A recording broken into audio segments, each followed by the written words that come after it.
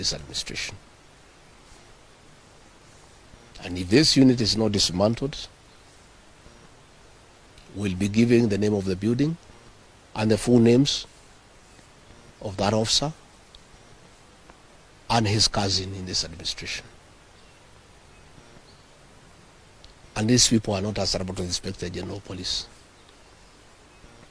Your guess is as good as mine as to who is the commander of that unit. Let me emphasize that killing our children will not quell the anger of the Kenyan people. People are very angry with this administration. Abducting young people is not a solution. You must address the cause of the disquiet, of the discontent. Why are people aggrieved with this administration? That must be dealt with. Abducting these children and killing them is not a solution. And I must remind my friend and brother, Dr. William Ruto, that since independence, no government has ever gone for children. This is the first administration in the history of this country to target children for repression and persecution. Even the colonial administration, brutal as it was, it never went for the children. And the question the president must address is simple. Why has everybody turned against you and the administration in only 2 years? That is what you need to interrogate instead of persecuting these children. Again, he must understand the law of nature. Nature abhors vacuum.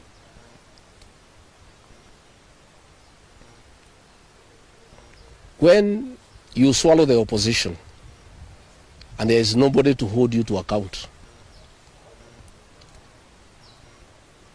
when you capture parliament and other institutions of oversight, since nature abhors vacuum, other formations will emerge to oversight you and hold you to account. And that is how the church has come up to hold the government to account. And that is how these young Kenyans have come out to hold the government to account.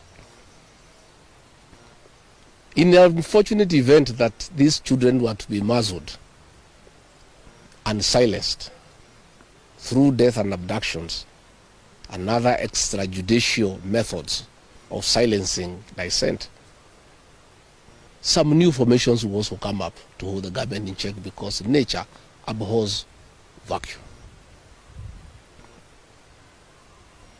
So the amount of repression that is going on in the country is unparalleled, it is unprecedented, and it needs to come to an end. I have just learned we have a prayer meeting in Shamata Ward in Nyandarua tomorrow. We have a farm. The residents of that ward normally meets once in a year for prayers to close the year. We have prayers tomorrow.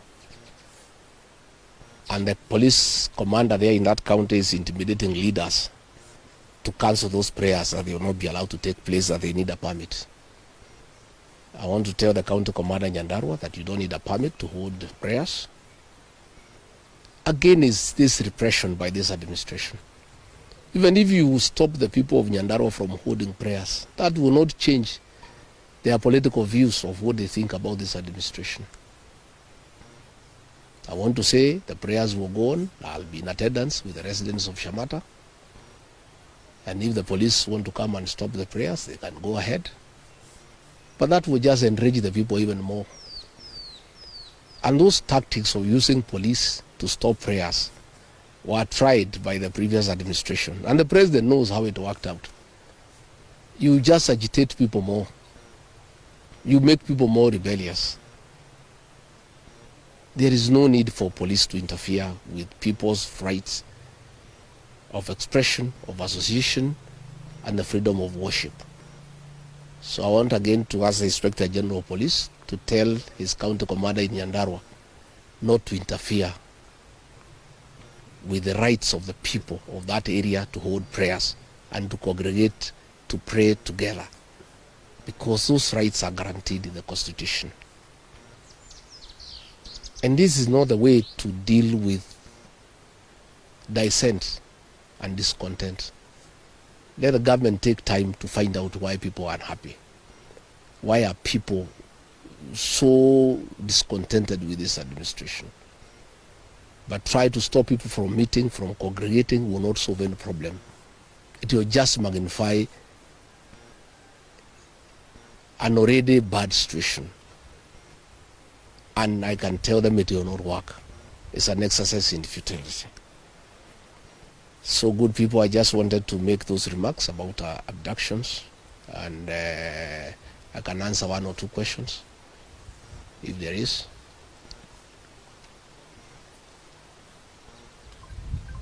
Kosawa?